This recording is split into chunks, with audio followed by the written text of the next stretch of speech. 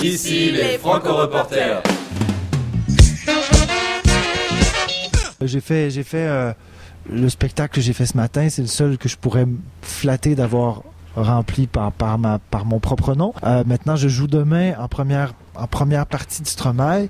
Et là, bon, il y a quelque chose qui me dit que Stromae est pour quelque chose. Mais je sais pas pourquoi. Mais je crois que si ça avait été moi, il y aurait peut-être eu un peu moins de monde. Je suis venu après le temps des fêtes. Je suis venu à partir de janvier. En janvier, février, j'ai fait une tournée un peu partout en France avec mes musiciens, avec les musiciens de Punkt.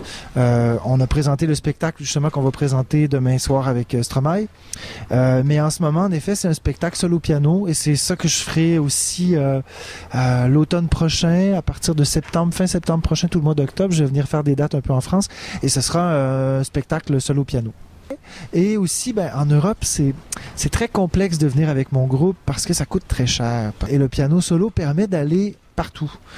C'est une façon d'être libre, en fait, et de pouvoir passer plus de temps en France. Donc, j'ai pas... Parce que moi, souvent les gens me demandent qu'est-ce que tu préfères faire, des grandes salles, des petites salles, des shows piano seul ou des shows avec un band.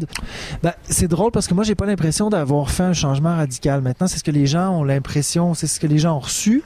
Moi, j'ai l'impression que c'est juste une évolution qui s'est faite doucement. Il y a une chose qui est très, très contrastée par rapport à mes autres disques. Je dirais que je suis dans une écriture beaucoup plus, par rapport au choix des mots, beaucoup plus directe que tout ce que j'ai fait avant. Maintenant, ce que j'ai fait qui a changé, c'est qu'au lieu de jouer avec des images très sombres, j'ai commencé à chanter des trucs pour Punkt qui sont très sombres, mais je les ai décorés, je les ai habillés de couleurs. Maintenant, si on écoute attentivement les chansons de Punkt et qu'on compare avec mes autres disques, je pense que Punkt est plus sombre et plus dur que tout ce que j'ai écrit dans le passé, mais on ne s'en rend pas trop compte, parce que vraiment, j'ai réussi mon opération couleur. Ça a fonctionné dans l'imaginaire collectif. Les gens ont l'impression que je suis plus lumineux qu'avant. Peut-être que c'est vrai, mais j'associe beaucoup ça à l'image avec laquelle j'ai décidé de jouer. Ce que je faisais avant, c'est pour ça que j'ai l'impression que c'est une évolution et c'est pas un changement drastique, sauf que j'ai changé le code couleur. C'est comme ça que je décrirais ça. J'ai toujours eu un côté un peu foufou. Maintenant, le dernier clip très éclectique que j'ai sorti, c'est L'étrange route des amoureux. Je suis allé chercher des amis qui sont... c'est un groupe d'humoristes qui s'appelle Les Appendices. En fait, ils m'ont dit on veut faire un clip et on s'est dit que c'était toi le meilleur artiste à approcher pour faire un clip. Et moi, je leur ai donné un peu carte blanche.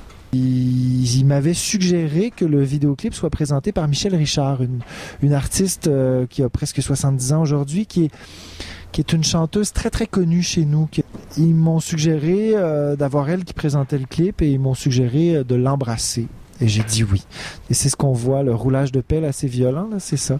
Mais ça m'a pris du temps avant d'être capable de le revoir. Hein, parce que je gardais un souvenir, pas douloureux, mais ça a été comme faire une grosse montagne russe. J'avais des sueurs froides, j'étais comme « Oh la vache, elle a le même âge que ma mère. » Et finalement, ça a donné... parce que si vous tapez L'étrange route des amoureux, vous allez voir, il y a un teaser qu'on a sorti une semaine avant la sortie du clip où il y a juste elle et moi qui se roulons des pelles et ça a fait énormément parler au Québec. Et ça, j'aime beaucoup jouer avec l'image, j'aime beaucoup jouer avec les codes de la culture pop et là, c'était un peu le summum. Ici les Franco-Reporters.